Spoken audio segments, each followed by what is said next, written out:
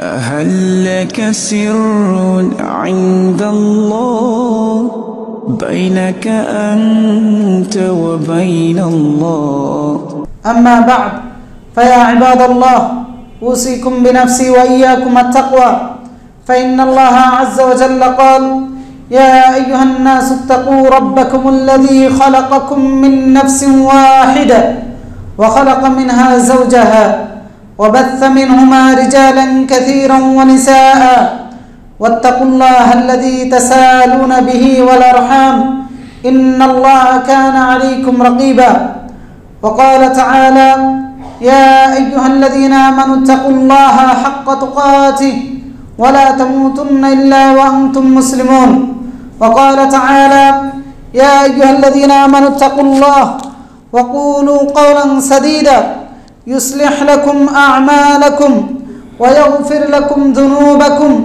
ومن يطع الله ورسوله فقد فاز فوزا عظيما সম্মানিত উপস্থিতি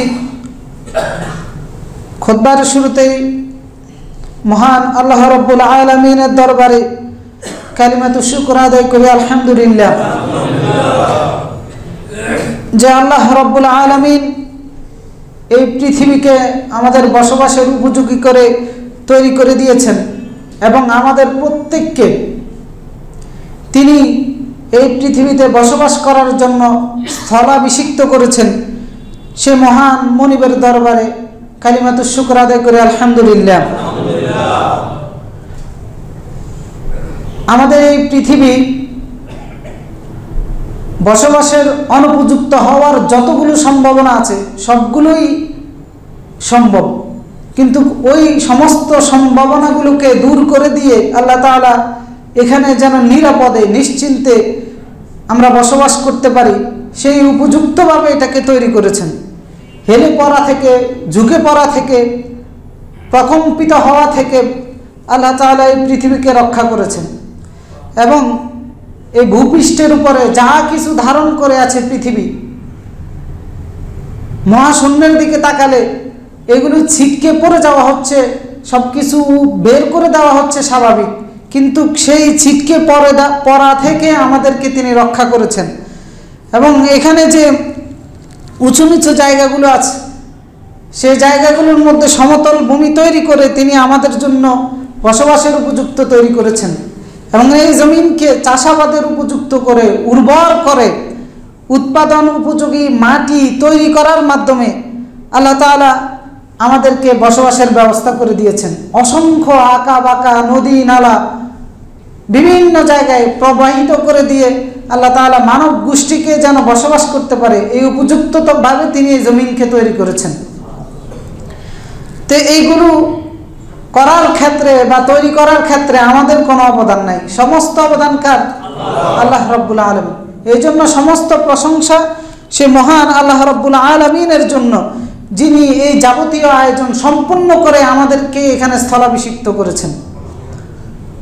আল্লাহ তাআলা সূরা বাকারার 22 নম্বর আয়াতে বলেছেন আল্লাযী জাআলা লাকুমুল আরদা ফিরাশা, তিনি এই জমিনকে বিছানা বানিয়ে দিয়েছেন, ওয়াস সামাআ বিনাআ, এবং আকাশকে বানিয়ে দিয়েছেন ছাদের মতো, ওয়ানজালা মিনাস সামাই মাআ, এবং আকাশ থেকে তিনি বৃষ্টির পানি অবতীর্ণ করেন, ফাখরাজা বিহি মিনাস সামারাত, আর ওই পানির মাধ্যমে তিনি জমিন থেকে যাবতীয় ফলমূলগুলো বের করে নিয়ে আসেন, রিজকাল লাকুম, তোমাদের জন্য রিজিক হিসাবে।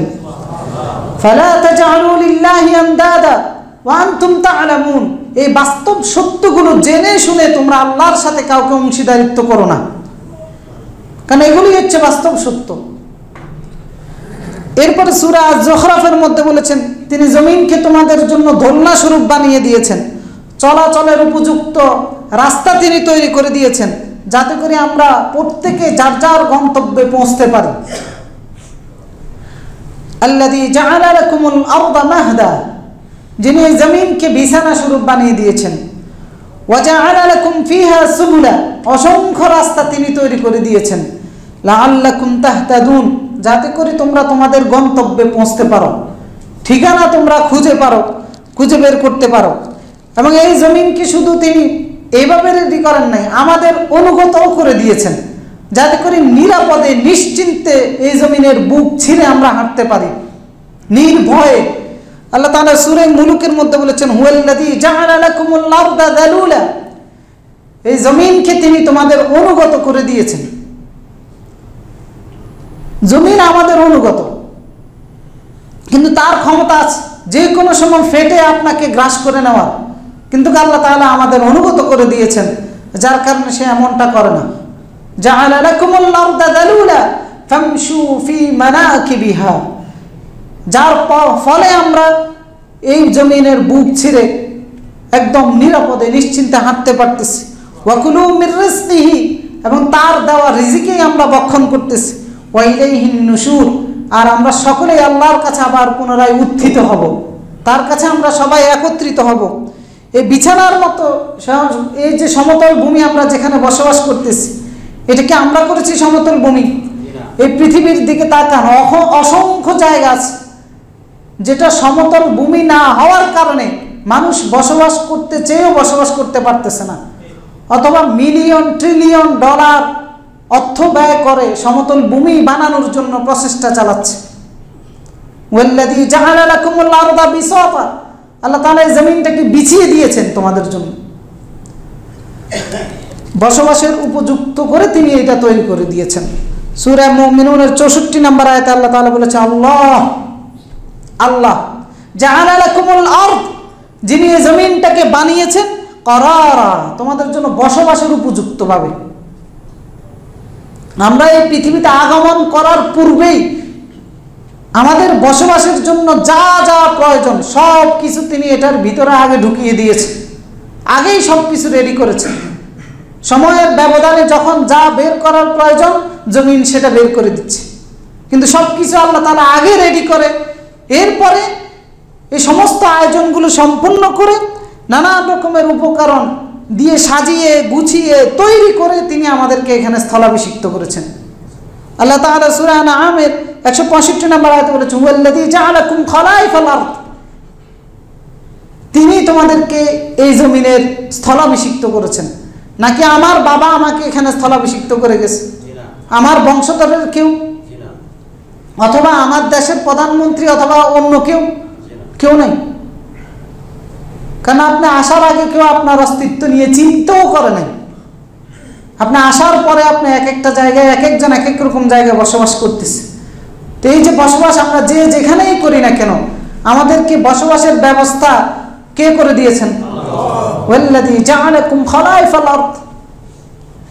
এখন আল্লাহর এই জমিনে বসবাস করে, আল্লাহর দেওয়া উপকরণগুলো ব্যবহার করে, আল্লাহর দেওয়া নিয়ামত ভোগ করে যে ব্যক্তি আল্লাহর সাথে কুফরি করে, আল্লাহ তাআলা বলতেছেন সূরা ফাতিরের 39 নম্বর আয়াতে, ওয়াল্লাযী জাআলাকুম খালাইফাল আরদ, তিনি সেই সত্তা যিনি তোমাদেরকে জমিনের স্থলাভিষিক্ত করেছেন। ফামান কাফারা ফাআলাইহি কুফরু, অতএব সেই সত্তার সাথে যে ব্যক্তি কুফরি করবে ওই কুফরির দায়ভার পরিণতি তাকেই ভোগ করতে হবে। ওয়ালা ইয়াজিদুল কাফিরিনা কুফরুহুম ইনদা রাব্বিহিম ইল্লা মাকতা, কুফরি করার কারণে কোন ব্যক্তি তার রবের সাথে কুফরি করার কারণে তার কোনো কিছুই বাড়ে না, একটা জিনিস বাড়ে, সেটা হচ্ছে মাকতা, তার রবের ক্রোধ ক্ষোভ, এগুলো সে বাড়াতে পারে। ওয়ালা ইয়াজিদুল কাফিরিনা কুফরুহুম ইল্লা খাসারা, রবের সাথে কুফরি করে প্রত্যেকে তার বিনাশ সাধন করে চলে। সুতরাং যে রব আমাদেরকে এখানে স্থলাভিষিক্ত করেছেন সেই রবের সাথে এখানে বসবাস করতে গিয়ে আমরা কুফরি করে যাচ্ছি, আর এই কুফরির মাধ্যমে আমরা আল্লাহর ক্রোধের শিকার হচ্ছি, আর আমরা নিজেরাই নিজেদের বিনাশ সাধন করে যাচ্ছি। অতএব এই নিশ্চিন্তে নিরাপদে প্রশান্তির সাথে যেই জমিনে আমরা বসবাস করতেছি, এই জমিন কার? বসবাসের উপকরণগুলো কার? আল্লাহ রাব্বুল আলামিনের।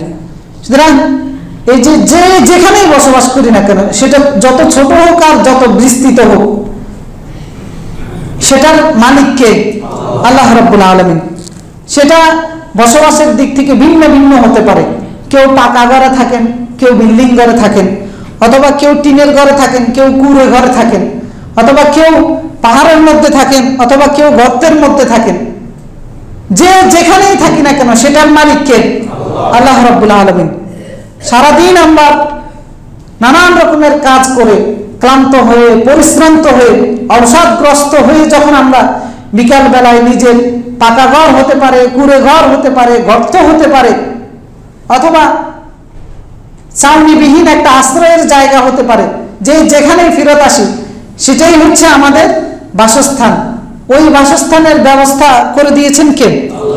যে বাসস্থান আমাদের ক্লান্তি দূর করে, আমাদের অবসাদগুলো দূর করে দেয়, আমাদের দেহ এবং মনের মধ্যে প্রাণচঞ্চলতা নিয়ে আসে, পরবর্তী যেন আমরা কর্মস্পৃহা নিয়ে, শক্তি নিয়ে চলতে পারি, সেই শক্তির যোগানটা আমরা আমাদের বাসস্থান থেকে পাই। তো এই বাসস্থানের ব্যবস্থা আমাদের জন্য করেছেন কে? আল্লাহ রাব্বুল আলামিন। এই জন্য আল্লাহ তাআলা বাসস্থানকে বলেছেন যে এটা আশ্রয়ের জায়গা, মিলনের জায়গা, নিরাপত্তার জায়গা। আল্লাহর নিজেরও একটা ঘর এই জমিনের মধ্যে রয়েছে, সেটা হচ্ছে বাইতুল্লাহ।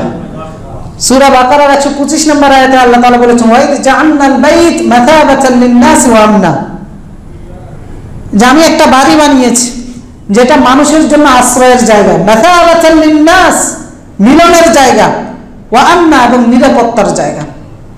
তার মানে বাড়ি হচ্ছে আশ্রয়ের জায়গা, নিরাপত্তার জায়গা, প্রশান্তির জায়গা। আল্লাহ তাআলা বলতে ওয়াত্তাখিযু মিন মাকাম ইব্রাহিম মুসাল্লা, আল্লাহ তার বাড়ির কথা বলতেছেন যে সেই বাড়িতে তোমরা ইব্রাহিমের দাঁড়ানোর জায়গাটাকে তোমরা নামাজের জায়গা হিসেবে গ্রহণ করো। ওয়া আহিদনা ইলা ইব্রাহিম ওয়া ইসমাঈল, আমি ইব্রাহিম এবং ইসমাঈলের থেকে ওয়াদা নিয়েছিলাম, আন তাহরা বাইতিয়া লিত-তাইফিন ওয়াল আকিফিন ওয়ার রুকআইস সুজুদ, তারা উভয়ে আমার ঘরটাকে, আমার বাড়িটাকে পরিষ্কার পরিচ্ছন্ন রাখবে ইতিকাফকারীদের জন্য, রুকুকারীদের জন্য এবং সেজদাকারীদের জন্য।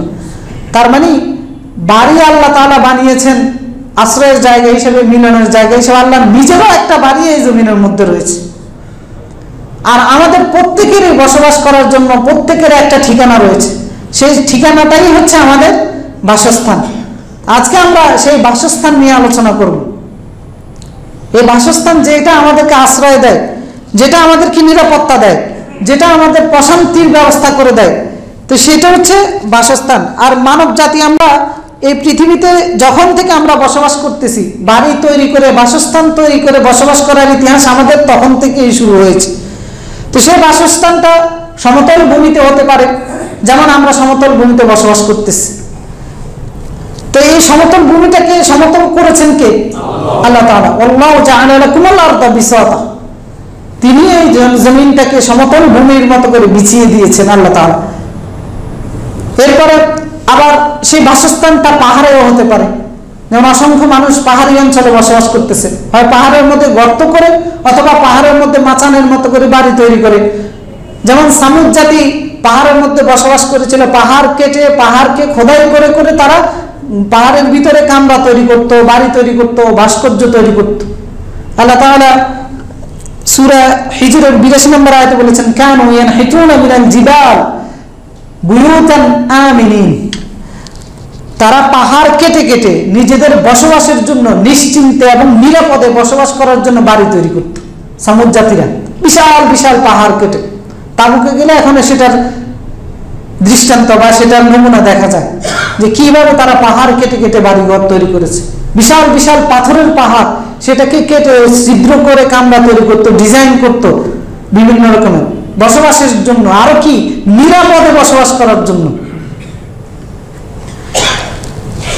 তো সেই বসবাসের যে বিভিন্ন ভিন্ন ভিন্ন জায়গা আল্লাহ তাআলা আমাদের জন্য তৈরি করেছেন। যেমন যারা পাহাড়ে বসবাস করতেছে, আল্লাহ তাআলা বলতেছেন যে আল্লাহু জাআলা লাকুম মিম্মা খালাকা জিলালা, তিনি এমন বহু কিছু সৃষ্টি করেছেন যেইগুলো দিয়ে তিনি তোমাদের জন্য ছায়ার ব্যবস্থা করেছেন। কত কিছু দিয়ে আমাদের ছায়ার ব্যবস্থা করেছেন। গাছের পাতা আমাদেরকে ছায়া দিচ্ছে, এই যে বাড়িতে বসবাস করতেছি সূর্যের হিট থেকে বাড়ির দেওয়ালগুলো আমাদেরকে ছায়া দিচ্ছে। তো এই সমস্ত ব্যবস্থাপনা করেছেন কে? আল্লাহু জাআলা লাকুম মিম্মা খালাকা জিলালা ওয়া জাআলা লাকুম মিনাল জিবালি আকনানা, এবং পাহাড়ের মধ্যে তোমাদের আশ্রয়ের ব্যবস্থা তিনি করেছেন। তো তার মানে যারা পাহাড়ে বসবাস করে সেখানে তাদের আশ্রয়ের ব্যবস্থা করে দিয়েছেন কে? আল্লাহ রাব্বুল আলামিন। এজন্য আল্লাহ তাআলা যা কিছু সৃষ্টি করেছেন সবকিছু তিনি আমাদের জন্য করেছেন, আলোচনার পূর্বে বসবাসের জায়গা নিয়ে আমরা আলোচনা করব, কিন্তু তার পূর্বে এই নিয়ামতগুলো স্মরণ করিয়ে দেওয়ার উদ্দেশ্য হচ্ছে এইটা যে বান্দা আমরা, আল্লাহর গোলাম আমরা, কোনো অবস্থাতেই কোনো কিছু নিয়ে, যা কিছু নিয়েই আমরা চলতেছি সব কিছুই কার দান? আল্লাহ রাব্বুল আলামিনের দান। সবসময় এইটা যেন আমাদের মাথায় থাকে যে যেটা নিয়ে যত স্বপ্ন দেখি, যত আশা করি, যত ধরনের প্রশান্তি পাই, সব কিছুই দেওয়া কার? আল্লাহ রাব্বুল আলামিনের। আপনার এই যে বাড়িতে আপনি থাকতেছেন, টাকা খরচ করে নির্মাণ করতেছেন, এটার ব্যবস্থা আপনার জন্য আল্লাহ করে দিয়েছেন। এটাই জানানো, এটাই শিখানোটা হচ্ছে এই আলোচনাটার উদ্দেশ্য। কোনো অবস্থাতেই বান্দা আল্লাহর নিয়ামতের বাহিরে নেই। সেটা যে কোনো ধরনের নিয়ামত হতে পারে, প্রকাশ্য অথবা অপ্রকাশ্য। সুতরাং যে একটা বাড়িতে আমরা বসবাস করি, সেটা আমি আমার 5 লক্ষ, 10 লক্ষ, 2 কোটি, 3 কোটি টাকা ব্যয় করে হয়তো নির্মাণ করতে পারি, কিন্তু এইটা দিয়েছেন কে? আল্লাহ তাআলা। এটা আল্লাহর নিয়ামত। সুতরাং এই বাড়িটা আরো নিয়ামত হচ্ছে কেন? কারণ এই বাড়িটা আমাকে শীতের সময় প্রচন্ড শীত থেকে রক্ষা করে, গ্রীষ্মের প্রচন্ড উত্তাপ থেকে আমাকে এই বাড়িটা রক্ষা করা, হেফাজত করে, আমার ধন সম্পদের হেফাজত করে, আমাদের যাবতীয় প্রাইভেসির নিরাপত্তা রক্ষা করে, নানান রকমের বিপদ আপদ, যে সমস্ত মুসিবতগুলো আমার উপরে, আমার পরিবারের সদস্যদের উপর আসতে পারে আশ্রয়ের জায়গা না থাকার কারণে, সেই বিপদ আপদ মুসিবত থেকে এই বাসস্থানটা আমাকে হেফাজত করে, রক্ষা করে, সারাদিনের ক্লান্তি থেকে প্রশান্তি এনে দেয় এই একটা বাড়ি। এই জন্য আল্লাহ তাআলা সূরা নাহলের 80 নম্বর আয়াতে বলেছেন, আল্লাহু জাআলা লাকুম মিন বুয়ুতিকুম সাকানা। আল্লাহ তাআলা বাড়ির মধ্যে, তোমাদের বাড়িগুলোর মধ্যে তোমাদের জন্য প্রশান্তির ব্যবস্থা করে দিয়েছেন। তো এটা কার নিয়ামত? আল্লাহ তাআলার নিয়ামত। তাহলে আপনি যে বাড়ি আপনি কোটি টাকা দিয়ে ব্যয় করুন, এটা এই ভাবার কোনো উপায় নাই যে এটা আপনার অর্জন না। আল্লাহ রাব্বুল আলামিনের উপকরণগুলো, যে উপকরণগুলো তিনি পৃথিবীতে পাঠিয়েছেন আপনাকে লালন পালন করার জন্য, সেই উপকরণ ব্যবহার করে আপনি এটা তৈরি করতেছেন। আল্লাহর নিয়ামতের মধ্যে আপনি আছেন এবং তৈরি করার যোগ্যতা, ক্ষমতা সবকিছু আল্লাহ তাআলা আপনাকে দিয়েছেন। এই জন্য এর জন্য আল্লাহর শুকরিয়া আদায় করা। তো এই জন্য আমরা আলোচনা করব যে একজন আদর্শ মুসলিমের বাসস্থানটা কেমন হওয়া উচিত এবং তার বৈশিষ্ট্যগুলো কেমন হওয়া উচিত। কারণ বাড়ি করার জন্য আমাদের প্রত্যেকের মনের ভিতরে একটা আকর্ষণ থাকে, আকাঙ্ক্ষা থাকে, কামনা থাকে, স্বপ্ন থাকে, বাসনা থাকে। সবসময় প্রত্যেকে সারা জীবন কামনা বাসনা করে যে একটা বাড়ি যদি আমি তৈরি করতে পারি। যাদের বাড়ি নেই আর কি, এই একটা আশা নিয়ে বড় হতে থাকে, উপার্জন করতে থাকে। তো এই জন্য এটা আমাদের ফিতরত, তবিয়ত। তো এই ফিতরত থেকে অসংখ্য মানুষ আবার বিলাসবহুল বাড়ি তৈরি করার জন্য নিজের ঈমানকে নষ্ট করে ফেলে, অন্যায়ের দিকে ধাবিত হয়, নানান রকমের অত্যাচার জুলুমের দিকে ধাবিত হয়, হারাম উপার্জনের দিকে ধাবিত হয়। উদ্দেশ্য হচ্ছে একটা বিলাসবহুল বাড়ি, একটা নিরাপদ আশ্রয়ের জায়গা সে তৈরি করবে, বাসস্থান তৈরি করবে। তো এই বাসস্থান তৈরি করার জন্য যারা আখিরাতকে নষ্ট করে দেয়, ঈমানের পথ ছেড়ে দিয়ে কুফরের দিকে চলে যায়, তারা তাদের বাসস্থান দিয়েই তাদের ধ্বংসটা ডেকে নিয়ে আসে। তো সেজন্য বাসস্থান তৈরি করার ক্ষেত্রে বা বাসস্থানের বৈশিষ্ট্য একজন মুমিন হিসেবে, মুসলিম হিসেবে অন্যদের চেয়ে ভিন্ন হতে হবে।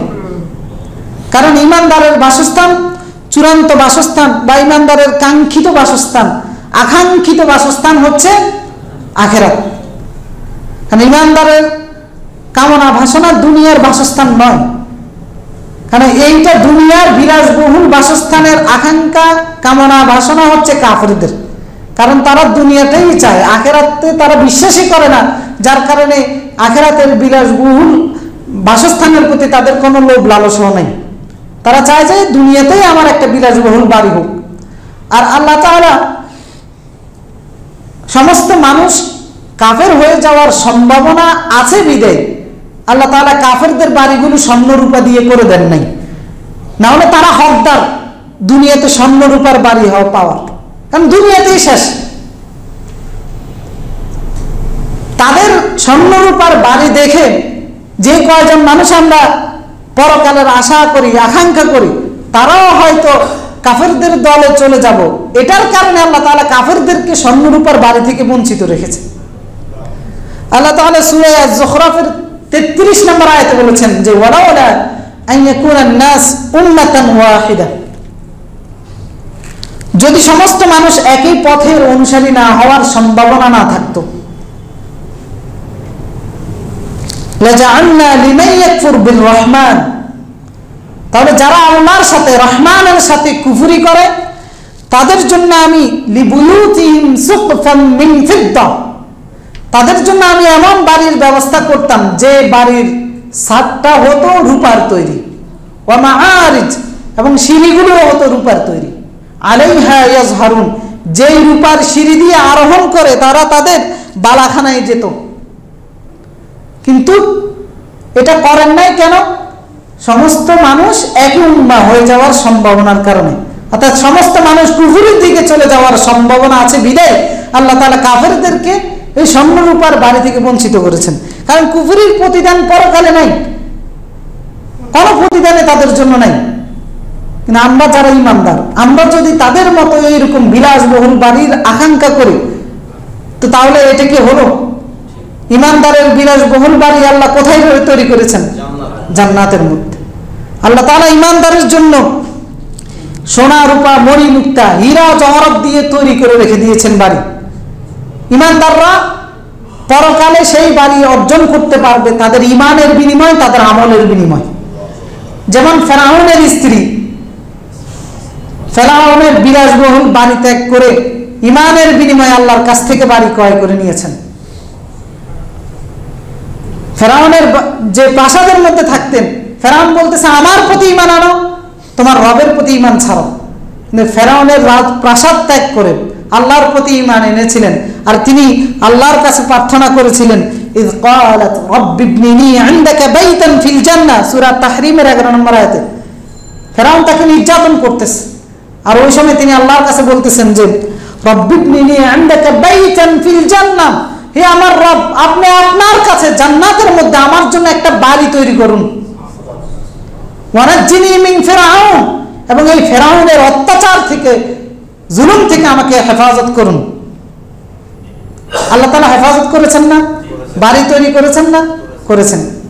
এমনকি তাফসীরের মধ্যে এসেছে ওই বাড়ি মৃত্যুর সময় ওনার সামনে তুলে ধরা হয়েছে, যার কারণ ফেরাউন যে অত্যাচার করে তাকে মৃত্যু দিয়েছে, কোনো অত্যাচারের মানে কোনো ধরনের কষ্ট ওনার অনুভব হয় নাই। আল্লাহ জান্নাতে যে বাড়ি তৈরি করেছেন সেটা দেখতে দেখতে দুনিয়া থেকে বিদায় নিয়েছে। এই জন্য ইমানদারের কাঙ্ক্ষিত বাড়ি হচ্ছে আখিরাত। এইখানে আল্লাহ কাফেরদেরকে দিতে পারে নানান রকমের উপকরণ দিয়ে, কিন্তু আমরা যদি সেটার প্রতি পরচিত হয়ে আমাদের ঈমান হারা হয়ে যাচ্ছে, হারামের দিকে চলে যাচ্ছি, হারাম উপার্জনের দিকে চলে যাচ্ছি, অন্যায়ের দিকে, জুলুমের দিকে, দখলদারির দিকে, চুরির দিকে, বাটপাড়ির দিকে, নানান রকম, শুধু উদ্দেশ্য হচ্ছে একটা বাড়ি করা। তো এইটা মুমিনের উদ্দেশ্য হতে পারে না। একজন মুমিনের কাঙ্ক্ষিত বাড়ি হচ্ছে আখিরাত। দুনিয়াতে যতটুকু চলার প্রয়োজন সে ওই রকম বাড়ি তৈরি করতে পারে, তবে কখনোই আল্লাহর হুকুম অমান্য করে নয়। এই জন্য আজকে আমরা আলোচনা করব যে ইমানদারের বাড়ি কেমন হওয়া উচিত, তার বৈশিষ্ট্য। তো সেই ক্ষেত্রে আমরা দুনিয়াতে আমাদের একটা বাড়ির প্রয়োজন, তো সেই বাড়িটা করতে গিয়ে বা সেই বাড়িটা পরিচালনা করতে গিয়ে যে বৈশিষ্ট্যগুলো আমাদের প্রয়োজন, ওই বৈশিষ্ট্যগুলি নিয়ে আমরা আজকে আলোচনা করব। একজন আদর্শ মুসলিম, যাকে আমরা বলতে পারি যে উনি হচ্ছেন মুসলিম, ওনার ইসলামের পরিচয়, ওনার মুসলমানিয়তের পরিচয়, ওনার ইমানের পরিচয় ওনার বাড়ির মাধ্যমেও প্রকাশিত হবে। ওনার বাড়ি দেখে যদি কেউ বলে, দ্বিধাদ্বন্দ্বের মধ্যে পড়ে যায় যে এটা কি মুসলমানের বাড়ি নাকি অন্য কারো বাড়ি, নাকি এরকম পড়ে না? এখন প্রত্যেকের বাড়ি ঘরে ঢুকলেই বোঝা যায় যে এটা কি, তখন দ্বিধাদ্বন্দ্বে পড়তে হয় যে এটা কি আসলে মুসলমানের বাড়ি না কার বাড়ি।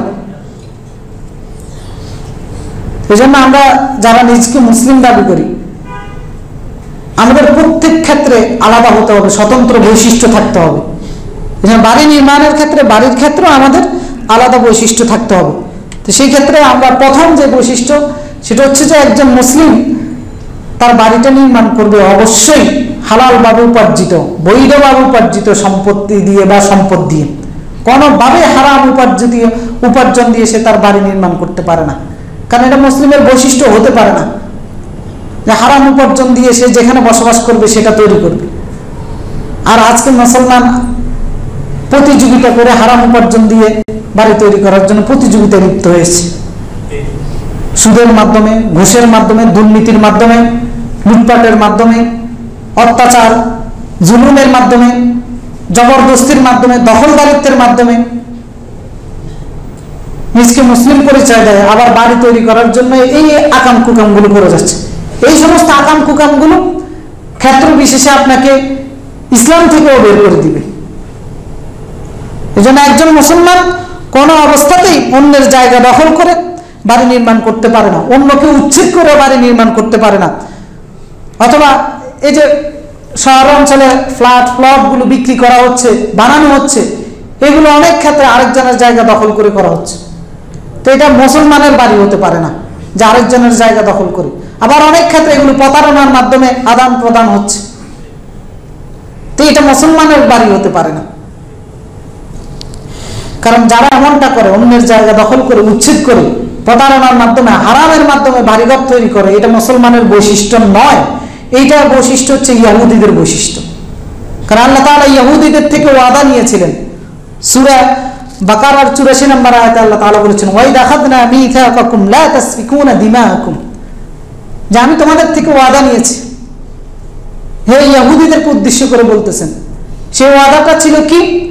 লা তাসফিকুনা দিমাআকুম, তোমরা নিজেদের মধ্যে রক্ত প্রবাহিত করবে না, অর্থাৎ নিজেরা মারামারি করবে না। ওয়ালা তুখরিজুনা আনফুসাকুম, এবং তোমরা নিজেদেরকে নিজেদের মিন দিয়ারিকুম, নিজেদের বাড়িঘর থেকে বের করে দিবে না, অর্থাৎ নিজেরা নিজেদের স্বজাতিকে বাড়িঘর থেকে উচ্ছেদ করবে না অন্যায়ভাবে। সুম্মা আকরারতুম, কিন্তু তোমরা এটা স্বীকার করেছিলে, ওয়া আনতুম তাশহাদুন, তোমরাই তার সাক্ষী। তার মানে এই আকামটা ইহুদিরা করেছিল।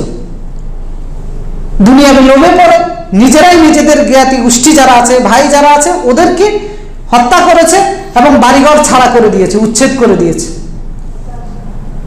তো এইটা যারা করবে, বা আমরা যারা এমনটা করে যাচ্ছি, এদের শাস্তি কি? আল্লাহ তাআলা পরের আয়াতে বলতেছেন, ফামা জাযাউ মান ইয়াফআল যালিকা মিনকুম ইল্লা খিজয়ুন ফিল হায়াতিদ দুনিয়া ওয়া ইয়াওমাল কিয়ামাতি ইউরাদ্দুনা ইলা আশাদ্দিল আযাব। এর বিনিময় হচ্ছে একটা, আল্লাহ দুনিয়াতে লাঞ্ছিত করে ছেড়ে দিবে। অন্যের জায়গা দখল করে, অন্যকে উচ্ছেদ করে বা হারাম ভাবে আপনি বাড়ি নির্মাণ করবেন, আল্লাহ আপনাকে দুনিয়াতে লাঞ্ছিত করবেই করবে। কারণ আল্লাহ তাআলা বলতেছেন এটার যা এটার বিনিময় অন্য কিছুই হতে পারে না, সেটা হচ্ছে খিজয়ুন ফিল হায়াতিদ দুনিয়া, দুনিয়াতে আল্লাহই লাঞ্ছিত করবেন। ওয়া ইয়াওমাল কিয়ামাতি ইউরাদ্দুনা ইলা আশাদ্দিল আযাব, আর কিয়ামতের দিন আরো কঠিন আযাবের দিকে ফিরিয়ে নেবেন। সে যাইতে চাইবে না ওইরকম আযাবের দিকে, কিন্তু আল্লাহ বলতেছেন তিনি ফিরিয়ে নেবেন আরো কঠিন আযাবের দিকে। ওয়া মাল্লাহু বিগাফিলিন আম্মা তা'মালুন, তোমাদের কর্মকাণ্ডের ব্যাপারে আল্লাহ গাফিল নয়, আল্লাহ উদাসীন নয়। অন্যের জায়গা দখল করে বাড়ি তৈরি করতেছো, এর মানে এই নয় যে আল্লাহ বেখবর হয়ে পড়ে আছেন। দুনিয়াতেও লাঞ্ছিত করবেন, আখিরাতেও কঠিন শাস্তির সম্মুখীন আল্লাহ রাব্বুল আলামিন করবেন। এজন্য একজন মুসলিম কখনোই অবৈধভাবে বাড়ি নির্মাণ করতে পারে না, অন্যায়ভাবে বাড়ি নির্মাণ করতে পারে না, হারাম ইনকাম দিয়ে বাড়ি নির্মাণ করতে পারে না, অথবা অন্যের জায়গা জোর করে, জবরদস্তি করে, জুলুম করে, অত্যাচার করে, অন্যকে বাড়ি থেকে উচ্ছেদ করে নিজের জন্য নিরাপদ আশ্রয়ের জায়গা একজন মুসলিম কোনোভাবেই করতে পারে না।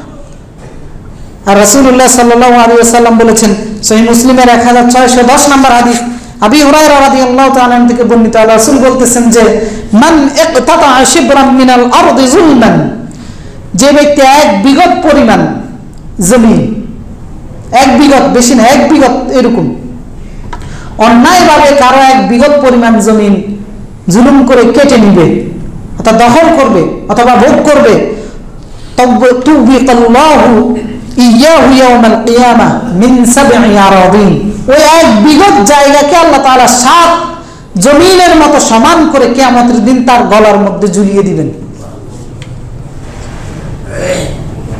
তো 1 হাত 1 বিঘত জায়গার জন্য কত জায়গায় মারামারি হচ্ছে। গ্রামগঞ্জে প্রত্যেকটা পরিবারের মধ্যে ঝামেলা লেগেই আছে। সেটা হচ্ছে কি বাড়ির সীমানা 1 বিঘত 1 হাত এরকম। আপনি 1 হাত কেন 10 হাত ছেড়ে দেন, তাও তো কিয়ামতের দিন বেঁচে যাবেন। আর যে বেটা নিচ্ছে ওই বেটা না এটা বোঝা বহন করবে।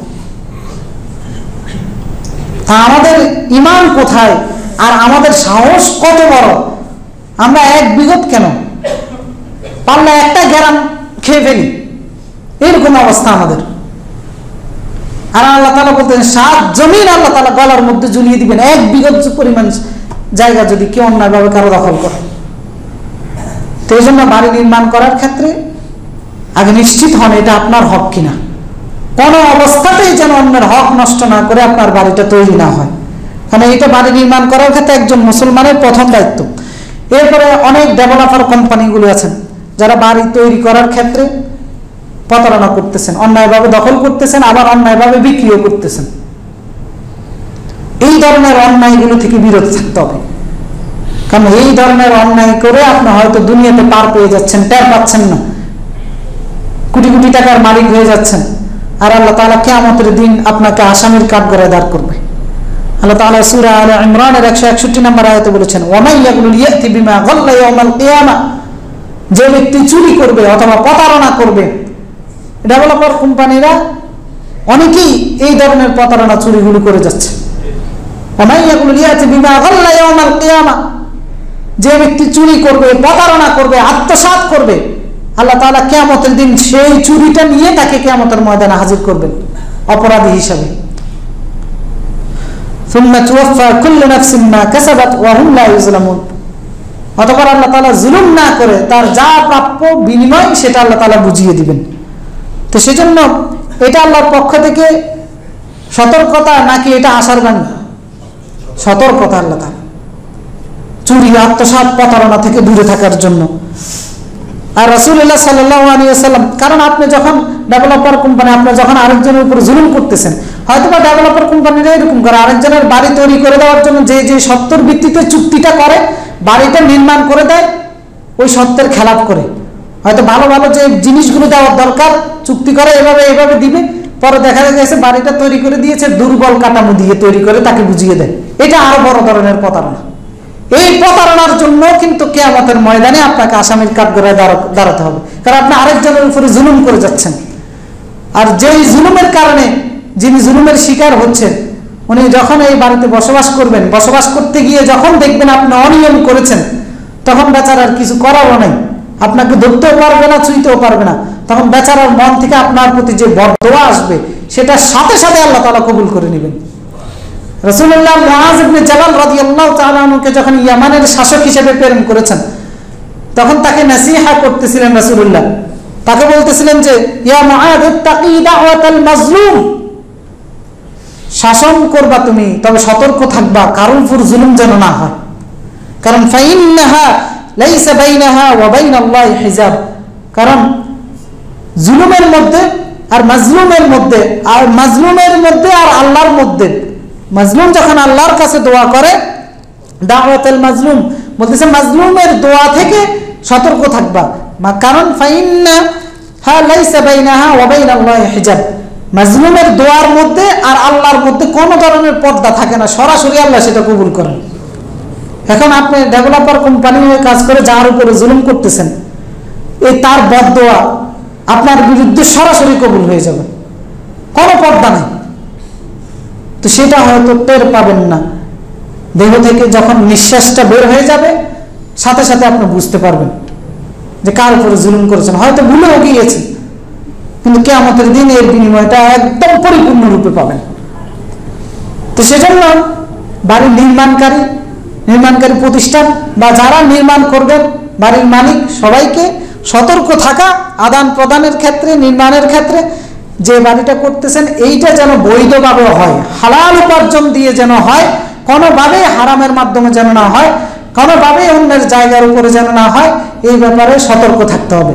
আর এইটা একজন মুসলমানের বাড়ির ক্ষেত্রে এটা প্রধান দায়িত্ব, কারণ একজন মুসলিম কখনো তার বাড়িটার মধ্যে হারামের লেশ মাত্র রাখতে পারে না। এটা হচ্ছে একজন আদর্শ মুসলিমের প্রথম বৈশিষ্ট্য, বাড়ি নির্মাণ করার ক্ষেত্রে। আল্লাহ তাআলা আমাদের সকলকে এই বৈশিষ্ট্য ধারণ করার তৌফিক দান করুন। আকুলু কাওলি হাযা আস্তাগফিরুল্লাহল আযীম লি ওয়া লাকুম ফাস্তাগফিরুহু ইন্নাহু হুয়াল গফুরুর রহিম।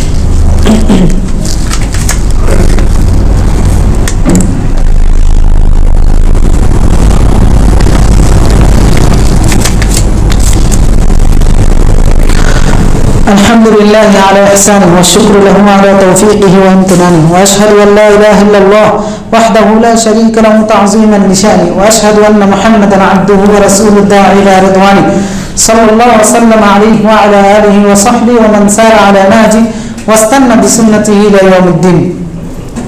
সম্মানিত উপস্থিতি, আমরা আলোচনা ঠিক করেছি যে একজন মুসলমানের, একজন আদর্শ মুসলমানের, যিনি নিজকে মুসলিম হিসেবে পরিচয় দিতে গর্ববোধ করেন, বা যারা আমরা নিজকে মুসলিম হিসেবে পরিচয় দিই, তাদের বাড়িটা কেমন হওয়া উচিত, সেই বাড়ির বৈশিষ্ট্যগুলো কি হওয়া উচিত।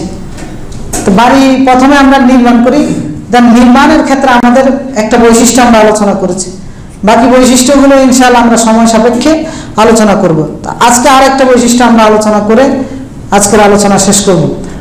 আর সেই বৈশিষ্ট্য হচ্ছে, আমি বাড়িতে নির্মাণ করে ফেললাম, এখন দ্বিতীয় দায়িত্ব হচ্ছে এই বাড়িতে বসবাস কারা করবে তাদেরকে ঠিক করা। সবাই যেন আমার বাড়িতে বসবাস করার অধিকারী না হয়, সবাই যেন আমার বাড়িতে বসবাস করার অধিকারী না হয়। একজন মুসলিম তার বাড়িতে বসবাস করাবে নেককার মানুষ যারা, তাদেরকে, বদকার যারা, পাপিষ্ঠ ব্যক্তি যারা, তাদেরকে সে কখনোই তার বাড়িতে আশ্রয় দিবে না।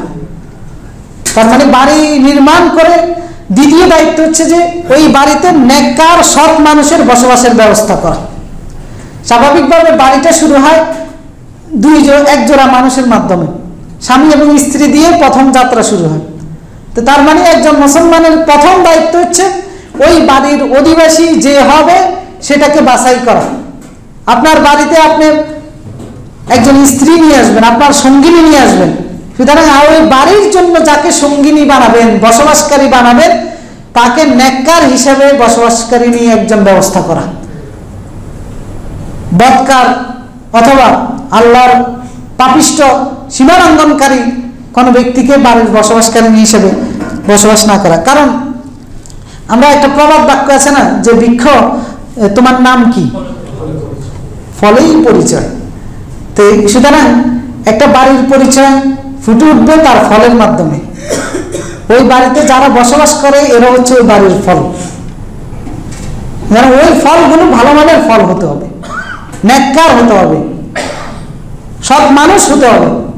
সেজন্য আপনি আপনার বাড়িতে বসবাস করবে যিনি, একজন নেককার স্ত্রী আপনাকে খুঁজতে হবে। কারণ রাসূলুল্লাহ সাল্লাল্লাহু আলাইহি ওয়াসাল্লাম বলেছেন, যদি নেককার স্ত্রী ব্যবস্থা করতে না পারেন তাহলে আপনি ধ্বংস হয়ে যাবেন, আপনার বাড়িও ধ্বংস হয়ে যাবে, আপনার মান সম্মান ইজ্জত সব বিলীন হয়ে যাবে। বদকার স্ত্রীর জন্য কত বাড়ির মান সম্মান ইজ্জত নষ্ট হয়েছে, এর কোনো হিসাব নাই, এখনো হচ্ছে। ধরেন ওই বাড়িতে আপনার একজন নেককার স্ত্রী ব্যবস্থা করতে হবে, স্বামী স্ত্রী দিয়েই তো বাড়িটা শুরু হবে। সুতরাং আপনার দায়িত্ব হচ্ছে, আপনি একটা বাড়ি বানিয়েছেন, আপনি একজন নেককার স্ত্রীর ব্যবস্থা করবেন। সহিহ বুখারীর মধ্যে রাসূলুল্লাহ সাল্লাল্লাহু আলাইহি ওয়াসাল্লাম বলেছেন, তুনকাহুল মারআ লিআরবা, একজন নারীকে বিবাহ করা হয় কয়টা কোয়ালিটি দেখে, চারটা কোয়ালিটি দেখে। একটা হচ্ছে লিমালিহা, তার সম্পত্তি দেখে, ওয়ালি জামালিহা, তার সৌন্দর্য দেখে, ওয়ালি হাসবিহা, তার বংশমর্যাদা পারিবারিক ঐতিহ্য দেখে। এগুলি স্বাভাবিকভাবে দেখার বিষয় দ্বারা যখন কেউ বিয়ে করতে চায়। এরপর রাসূলুল্লাহ বলতেছেন ওয়ালি দীনিহা, চতুর্থ নম্বর হচ্ছে দিনদারিত্ব দেখে। তো রাসূলুল্লাহ বলতেছেন যে ফাযফার বিযাতিদ দ্বীন, তোমরা নির্ভর করবা কোন কোয়ালিটির উপরে, দিনদারিত্বের উপরে। রাসূলুল্লাহ বলে নাই সম্পদ দেখে, সৌন্দর্য দেখে, বংশমর্যাদা দেখে। রাসূলুল্লাহ বলেছেন দিনদারিত্ব দেখে তোমরা একটা নারীকে বাছাই করবা। যারা আপনার বাড়িতে আপনি যাকে বসবাস করাবেন অবশ্যই তার দিনদারিত্ব দেখে তাকে নিয়ে আসবেন, তাহলে আপনার রাসূলুল্লাহ যেটা বলেছেন তুরিবাত ইয়াদাক, যদি এটা না করেন ধ্বংস হয়ে যাবা। ধরেন আপনার বাড়িতে আপনি যাকে বসবাস করাবেন অবশ্যই একজন নেককার স্ত্রীর ব্যবস্থা করবেন, যে স্ত্রী আপনার অনুপস্থিতিতে আপনার নিজকে হেফাজত করবে, আপনার বাড়ির মান সম্মান ইজ্জতকে হেফাজত করবে, আপনার বাড়ির সম্পদকে রক্ষা করবে এবং আপনার সন্তানকেও রক্ষা করবে। কারণ এটা যদি নেককার স্ত্রী না হয় এটা সম্ভব হয় না। তো সেজন্য রাসূলুল্লাহ আরেকটা হাদিসের মধ্যে বলেছেন, সহিহ ইবনে হিব্বানের 4032 নম্বর হাদিস, যার বাউন মিনাস সুআদা, সেটা হচ্ছে যে সুখের গ্যারান্টি হচ্ছে 4টা বিষয়ের উপর। তো রাসূলুল্লাহ সেখানে 1 নম্বরে বলেছেন আল মারআতুস সালিহা, প্রথম কোয়ালিটি হচ্ছে নেককার স্ত্রী। আপনাদের ডান দিকে দান বাক্স আছে, দান বাক্সটা একটু চালিয়ে দিন। তো রাসূলুল্লাহ বলতেছেন সুখের গ্যারান্টি 4টা জিনিসের মধ্যে, সেটা ব্যক্তির সুখের এবং বাড়ির সুখের সবকিছু। তো 1 নম্বর হচ্ছে আল মারআতুস সালিহা, 2 নম্বর নেককার স্ত্রী। নেককার স্ত্রী আপনাকে সুখের গ্যারান্টি দিতে পারে। ওয়াল মাসকানুল ওয়াসি, প্রশস্ত জায়গা, প্রশস্ত জায়গায় মানে না 10 বিঘা 50 বিঘা লাগবে, আপনার জন্য প্রয়োজন যতটুকু অতটুকুর ব্যবস্থা থাকা। ওয়াল জারুস সালিহ, এবং ভালো প্রতিবেশী, তার মানে বাড়ি নির্মাণ করার ক্ষেত্রে, তৈরি করার ক্ষেত্রে প্রতিবেশীর বিষয়টাও আপনাকে মাথায় রাখতে হবে, ভালো প্রতিবেশী দেখে জায়গা বাছাই করা। ওয়াল মারকাবুল হানি, এবং একটা বাহন, যে বাহন দিয়ে আপনি দৈনন্দিন কাজকর্ম করবেন, চলাফেরা করবেন, এই 4টা জিনিস হচ্ছে সুখের গ্যারান্টি দিতে পারে। তো 1 নাম্বার হচ্ছে নেককার স্ত্রীর ব্যবস্থা করা। তো সুতরাং আপনার বাড়িতে যদি আপনি শান্তিতে থাকতে চান, নিরাপদে থাকতে চান, সুখে থাকতে চান, প্রশান্তিতে থাকতে চান, তাহলে আপনার বাড়ির জন্য একজন নেককার স্ত্রীর ব্যবস্থা করতে হবে। এখন নেককার স্ত্রীর ব্যবস্থা করছেন, আপনি নিজে যদি বদকার হন তাহলে কি শান্তি চলে আসবে? তার মানে আপনাকেও নেককার হতে হবে। অনেক সময় অনেকের ধন দৌলত আছে, সম্পত্তি আছে, মেয়েকে একটা ছেলে দেখে বিয়ে দিয়ে বাড়ি তৈরি করে দেন, সেই ক্ষেত্রে আপনি আপনার মেয়ের জন্য নেককার একটা পাত্র বাছাই করতে হবে, আর তাহলে আপনার ছেলে মেয়ের বাড়ির মান সম্মান ইজ্জত ঠিক থাকবে।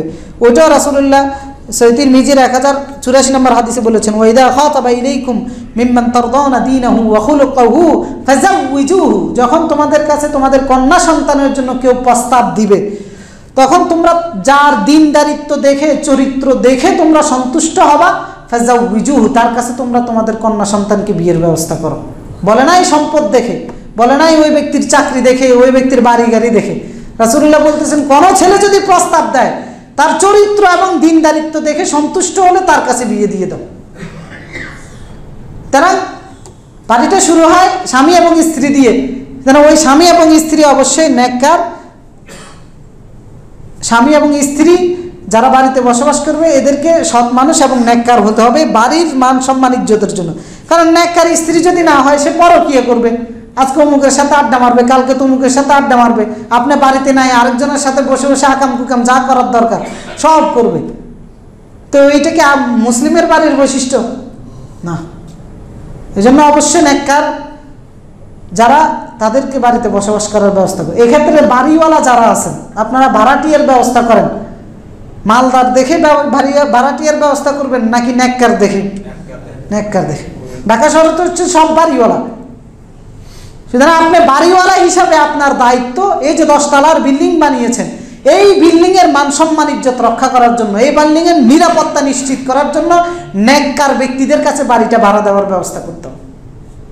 একটু কম দিয়ে হলো, হয়তো নেককার, তার ইনকাম কম, একটু ছাড় দিয়ে হলেও তার কাছে আপনি বাড়িটা ভাড়া দেন, বদকারের কাছে নয়। 18,000 টাকার জায়গায় 15,000 টাকা নেন যদি নেককার হয়, কারণ ওই ব্যক্তির আমলও আপনার বাড়ির নিরাপত্তা নিশ্চিত করবে। বদকারকারীর অসৎ কর্মের জন্য আপনার বাড়ির উপর আল্লাহর গজব পড়বে। আর ঢাকা শহরের চিত্র চুলটা, বাড়িওয়ালারা তালা মেরে রাখে, মুসল্লি যেন মসজিদে যাইতে না পারে। যে মুসল্লিরা আপনি আটকিয়ে রাখছেন, ওইটার কারণেও তো আল্লাহ গজব পড়তে পারে আপনার বাড়ির উপরে। কারণ রাসূলুল্লাহ বলেছেন, যেই বাড়ির মানুষ নামাজ পড়ে না, সেখানে ওনার ইচ্ছা করে আগুন দিয়ে পুড়িয়ে দেওয়ার জন্য। তো ওই বাড়ির উপরে রাসূলুল্লাহ দোয়া আছে নাকি বদদোয়া আছে? তা আপনি যে বাড়িটাকে তালা মেরে রেখে দিচ্ছেন, মানুষকে নামাজ পড়তে দিচ্ছেন না, ওই বাড়ির উপরে তো রাসূলুল্লাহর বদদোয়া আছে।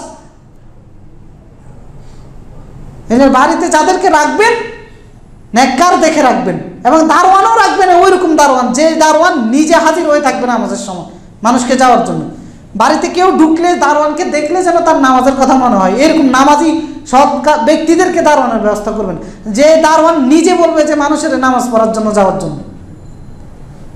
কি একজন নামাজ পড়তে আসে, পরে দারোয়ানের আধা ঘন্টা ধরেই থাপড়া দরজা খোলে না, দারোয়ানেও পড়ে না, বাড়ির মালিকেও পড়ে না, আর মুসল্লি একজন দুইজন যদি মসজিদে আসতে চায় তারা চাবি দেয় না। তো এইটা কিন্তু আপনার বাড়ির জন্য হুমকি স্বরূপ। আর এটা মুসলমানের বৈশিষ্ট্য নয়, আমরা আদর্শ মুসলিমের বৈশিষ্ট্য আলোচনা করতেছি। সুতরাং একজন মুসলিম বাড়িওয়ালা হতে পারে, তার বৈশিষ্ট্য এটা নয় সে কোনো ব্যক্তিকে মসজিদে যেতে সালাত আদায় করতে বাধা দিবে। কারণ আল্লাহ তাআলা কোরআনে বলেছেন, ওয়ামান আযলামু মিম্মান মানাআ মাসাজিদাল্লাহ, তার চেয়ে বড় জালেম আর কেউ আল্লাহর জমিনে নাই, যে ব্যক্তি মানুষকে মসজিদে আসতে বাধা দেয়। তো সুতরাং আপনি আপনার জায়গাটা চিন্তা করুন। আপনি যদি আপনার বাড়ির অধিবাসীদেরকে মসজিদে আসতে নামাজ পড়তে বাধা দেন, তাহলে আপনার চেয়ে বড় জালেম এই জমিনের বুকে আর কেউ নাই। তো সুতরাং বাড়িওয়ালা যারা আছেন ভাড়াটিয়া হিসেবেও ওদেরকে রাখবেন, যারা আপনাকে, যারা সৎ ব্যক্তি, যারা নামাজি ব্যক্তি, তাহলে আপনার বাড়ির মধ্যে আল্লাহ খায়ের এবং বরকত নাজিল করবেন। এগুলো আমরা পরবর্তীতে আলোচনা করব, যে একটা বাড়ির মধ্যে আল্লাহ খায়ের বরকত কল্যাণ কেন দিয়ে থাকেন। আর অনেকগুলো বৈশিষ্ট্য আছে, ইনশাআল্লাহ আমরা আগামী সপ্তাহে বাকি বৈশিষ্ট্যগুলো আলোচনা করব। আজকে আমরা শুধুমাত্র দুইটা জিনিস আলোচনা করছি। একটা হচ্ছে হালালভাবে আপনার বাড়িটা নির্মাণ করতে হবে। 2 নাম্বার হচ্ছে বাড়ির মধ্যে যারা বসবাস করবে সৎ ব্যক্তি এবং নেককার ব্যক্তি, নারী হতে পারে, পুরুষ হতে পারে, শিশু হতে পারে, বৃদ্ধ হতে পারে, চাকরিজীবী হতে পারে, যে অবস্থানের হোক না কেন, সে যেন অবশ্যই নেককার, সৎ ব্যক্তি, নামাজি ব্যক্তি, ফরজগার ব্যক্তি, আল্লাহ ভীরু ব্যক্তি যেন হয়, এই ব্যবস্থাটা করতে হবে। বাকি বৈশিষ্ট্যগুলি ইনশাআল্লাহ আমরা আগামী সপ্তাহে আলোচনা করব। আজকে যে আলোচনা করেছি এই আলোচনার ভিত্তিতে আমরা আমাদের আমলগুলো যেন করতে পারি, বাড়ি নির্মাণ যেন করতে পারি, বাড়ির ক্ষেত্রে এই বৈশিষ্ট্য যেন আমরা ধারণ করতে পারি। আল্লাহ তাআলা আমাদের সকলকে সেই তৌফিক দান করুন। ভুল ত্রুটি যা হয়েছে আল্লাহ তাআলার কাছে ক্ষমা চাই, আল্লাহ তাআলা আমাদের সকলকে ক্ষমা করে দেন। আমরা যারা এখানে উপস্থিত হয়েছি আল্লাহ তাআলা আমাদের সকলকে মাফ করে দেন, এবং যারা উপস্থিত হতে পারে না অসুস্থতার কারণে অথবা কোনো অজরের কারণে আল্লাহ তাআলা আপনি তাদেরকেও মাফ করে দেন। আমাদের যাদের পিতামাতা কবরবাসী হয়েছেন আল্লাহ তাআলা আপনি তাদের সকলকে ক্ষমা করে দেন এবং তাদেরকে জান্নাতুল ফেরদাউস নসিব করেন। অনেকেই আমাদের মধ্যে অসুস্থ আছেন, আল্লাহ তাআলা আপনি তাদের সকলকে সুস্থতা দান করুন।